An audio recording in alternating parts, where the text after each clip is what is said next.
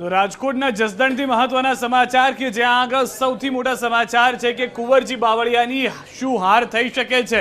જસદણમાં audio clip viral થઈ કુંવરજી બાવળિયાને હરાવ્યાનો ઓડિયોમાં ઉલ્લેખ, ભાજપના ઉમેદવારને હરાવવા ભોળા નામનો ઉલ્લેખ। ઓડિયો ક્લિપમાં સંવાદ, પ્રદેશ નેતૃત્વએ સીટ જીતાડવાનું નથી કીધું। ઓડિયો ભાજપ નેતા ગજેન્દ્ર રામાણીનો હોવાની ચર્ચા। ઓડિયો અંગે ન્યૂઝ 18 ગુજરાતી નથી કરતું પુષ્ટિ।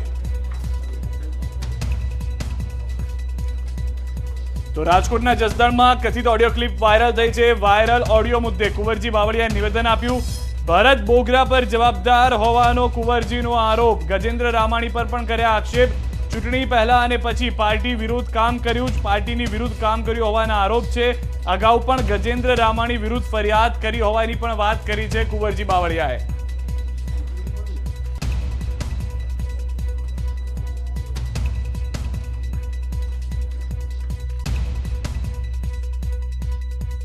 આ ઓડિયો ક્લિપ હું હમણાં મેળવીને હું કમલમમાં હાઈકમાન્ડના સૌના ધ્યાન ઉપર મૂકીશ।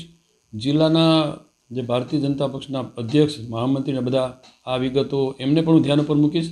જે રીતે ગજેન્દ્રભાઈ બોલે છે એના ઉપરથી સાબિત થાય છે કે આની પાછળ ક્યાંક ભરતભાઈ બોગરા પણ કામ કરી રહ્યા છે।